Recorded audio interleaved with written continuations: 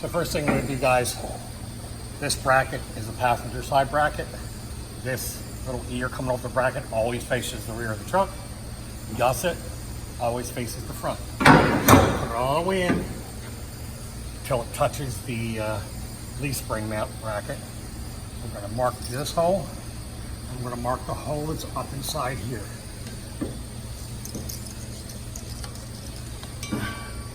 Marked. Marked. This is the third hole. It's already there in the frame. Next, guys, we drill right in the center. I'm using a 1/2-inch unibit. Cheap one from Harbor Freight, throwaways. So you can buy them in a 3-pack kit. Start with a 1/2-inch.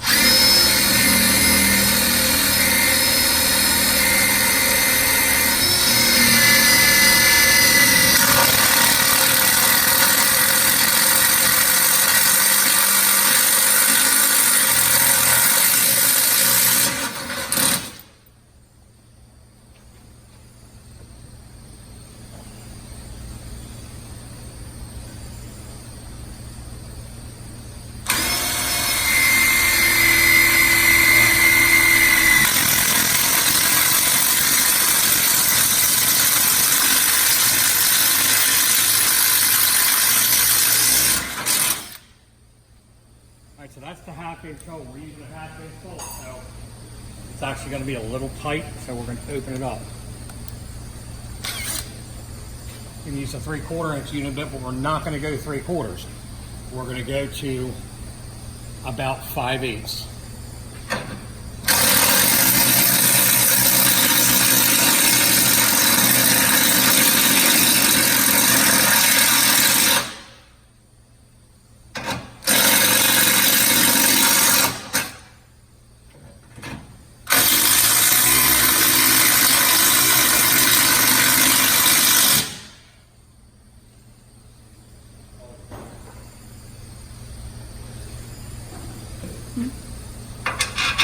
Check the bolt holes.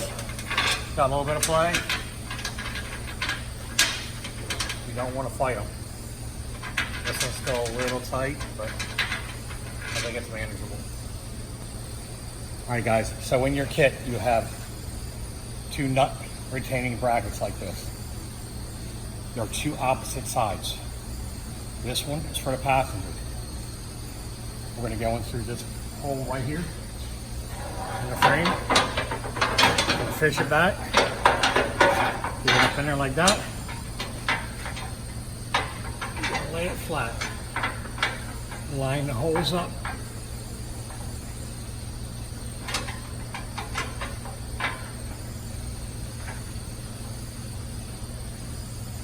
As best as you can.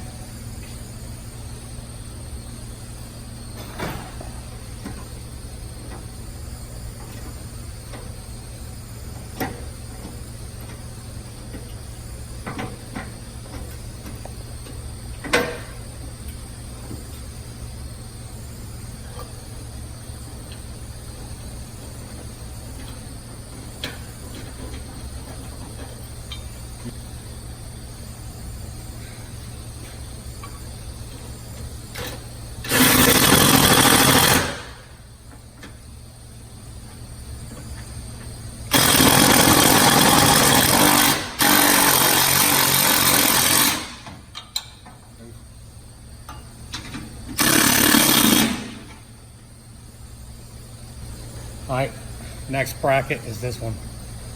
Goes in through this hole. We're gonna have to turn it on an angle to put it in.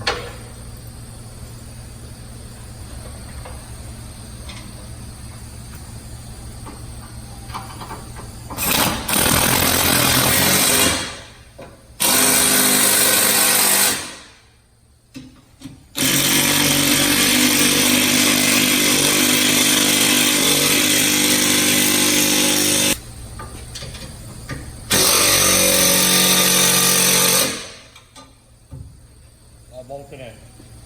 As we've already installed the brackets, just so you're not sitting through a 30-minute video. So we've already installed the rear leaf spring bracket with these stock leaf spring bolts. We've opted to choose to remove the lower leaf spring down here on the floor And we've installed our weld-in airbag brackets. We use copper never sees. These are Delrin bushings. We're the only people in the market that will use this on our traction bars. These things are virtually indestructible. They are military grade Delrin self-lubricating, but we put either copper or aluminum never seizes on the face of the bushings for proper break-in. That way they'll last a very long time. First thing we do, we install the rear one.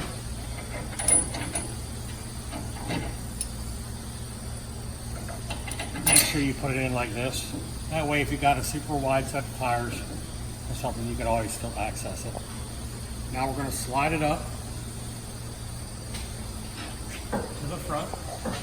You'll notice it may be a little bit off. They do have a little bit of give in them. Right now your rear might not be sitting completely flat, so push it up into place. We're also the only people in the market that will have a two-way adjuster right here. That is adjustable with a 1-inch wrench. So adjust it to where you can just get the bolt through. The bolt on. Flat washers on both sides of the bracket.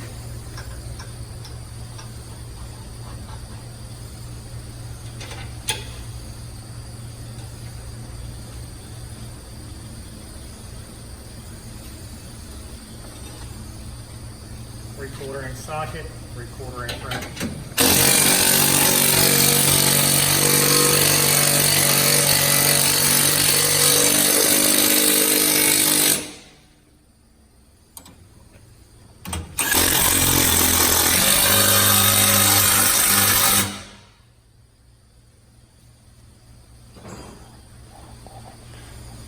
What we want to do is pull it over to the ground. We want it set to a neutral setting. So when you're turning the wrench, you can see when the bar binds one way or the other. So there's a little easy spot right there where it's not real hard to move back and forth. That's where you want to be, is right there.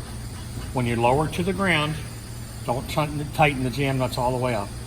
But when you lower to the ground, you'll need to have the same neutral setting with the tires on the ground. Okay guys, when you adjust this, this can mimic either a long bar or a short bar setup. This current setup has 6 ways of adjustment. On our Beltec drop kit, it actually has, I do believe, 9 ways of adjustment, because you'll have actually 2 more, actually it's 10 ways, because you have 2 more holes. So this is 6 ways of adjustment. This is right now a setup for a long bar, which would be ideal for 2-wheel drive. Most leverage here, most leverage here. If it's too much and the tires are pulling up too high, take it up one. Take it up another. I mean, and then if it's too much, you can move it up back here. So, unlike anybody else's on the market, ours are completely adjustable to your situation. These will work on 4-wheel drive and 2-wheel drive models. So, this is the setting I would suggest on 2-wheel drive. Thank you guys, thank you for purchasing.